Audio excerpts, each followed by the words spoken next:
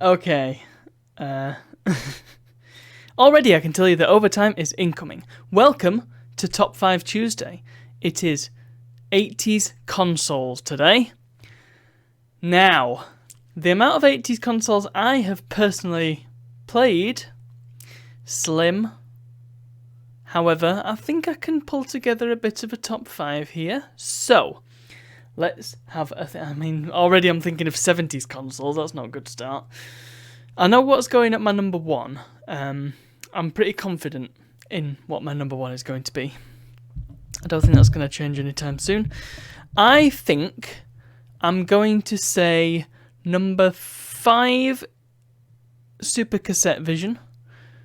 It's a really fun little console, and surprisingly, you know what, I've just thought of what my number 1 is actually going to be. Oh, never mind. It's surprisingly ahead of its time. So the Super Cassette Vision is, admittedly, not a console I have a huge amount of experience with.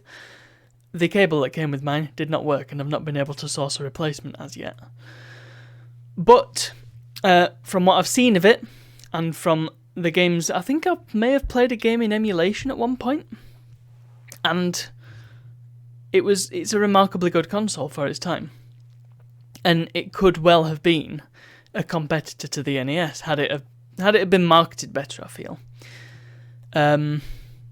Unfortunately, it didn't quite reach the dizzying heights that the NES and indeed the Master System did.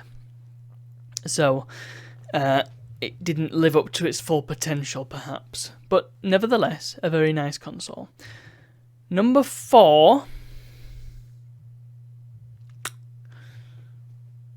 just look over at my collection. I don't know. I mean, I doubt I can count the Amiga because that's a computer. But I could well count the CD32 because that is essentially the consoleized version of the Amiga. Amiga, another insanely ahead of its time system. You play Amiga games and you're thinking, okay, 90s. 80s. The things that they were producing in the 80s were unreal. And the biggest tragedy of the Amiga, once again, it never truly, I don't think, lived up to its potential. And my understanding is, I mean, I wasn't around at the time, and I don't really know everything there is to know about the Amiga, so I'm sure somebody can corroborate this if you go and watch RMC or whatever, or any other British retro person of a certain age. Stuart will probably know. The Atari ST was kind of the baseline. So people made Atari ST games and then brought them over to the Amiga.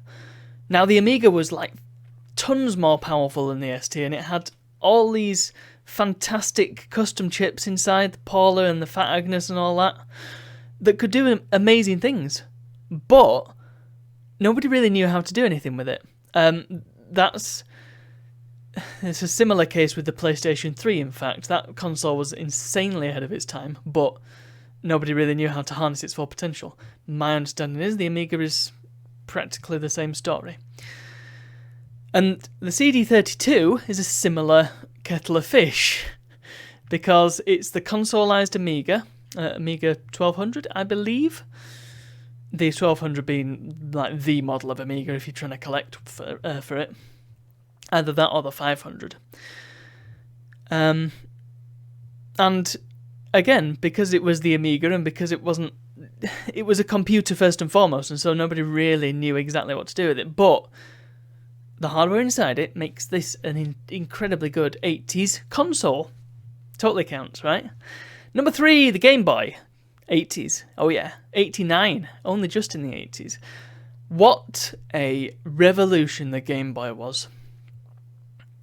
If you only need to think back, before the Game Boy we had the likes of the Game & Watch and all these other LCD games. And I don't know if the Game Boy was the first actual handheld console, but it was the first to do it right, I believe. The screen was green. There's no getting around that. You had a green monochrome display, which was very, very small.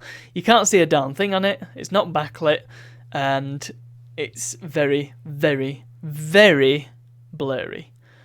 but the experiences that you could get on the Game Boy were like nothing else. I mean, they were like the NES, which was incredible. Of course, they weren't exactly like the NES or any other sort of contemporary console. And the Mega Drive was actually out in Japan, I think, by this time. And of course, the Amiga. So, on paper, the Game Boy perhaps wasn't very impressive, but the fact that you could take it around with you could technically slip it into your pocket, depending on how big your pockets were. And you could play games that were remarkably like NES games. You only need to look at Super Mario Land 2. It's like Super Mario Bros. 3, but with bunny ears.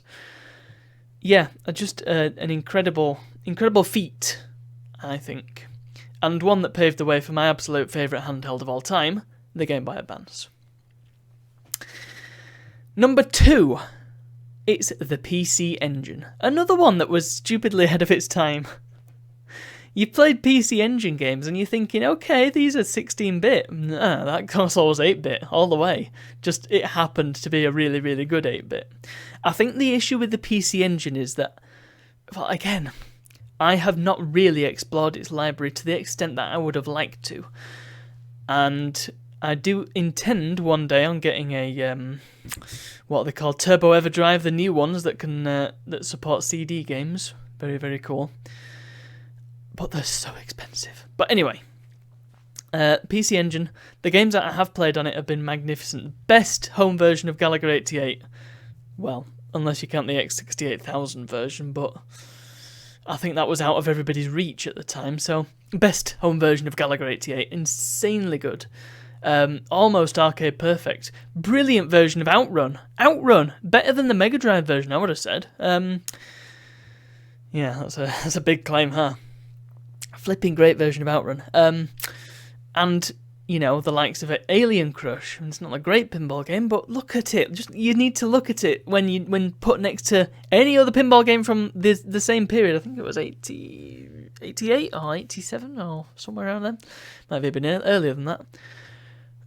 Just boggles the mind that they were able to produce something like that on a console, right? On a console that is, like, it's the size of a sandwich.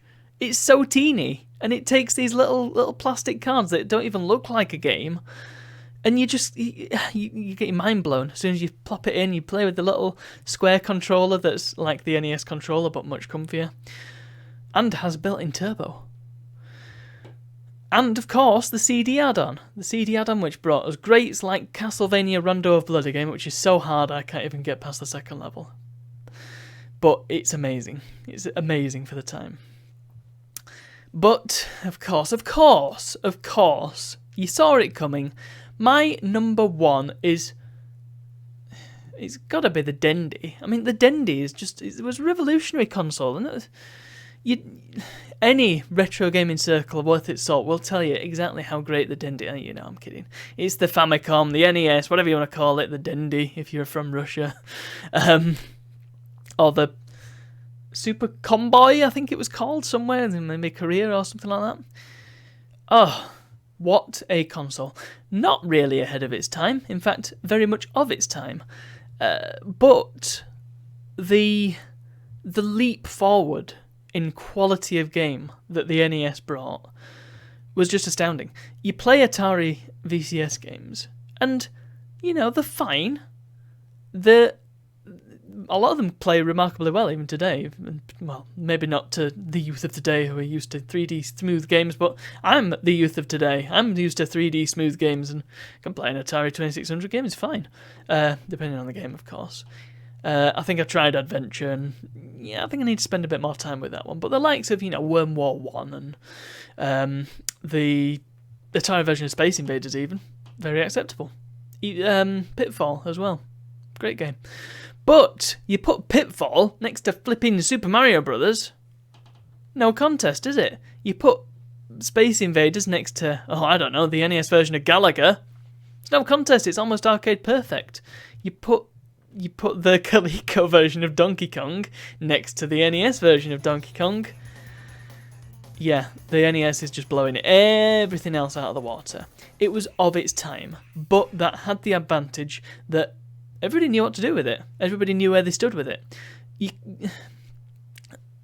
I really do appreciate a system, as you can probably tell, I appreciate a system that is ahead of its time and leaping forward in terms of the technology, but sometimes it doesn't end well because nobody at the time really understands it, and it's not until later on that people go, oh damn, okay, that was really good for its time.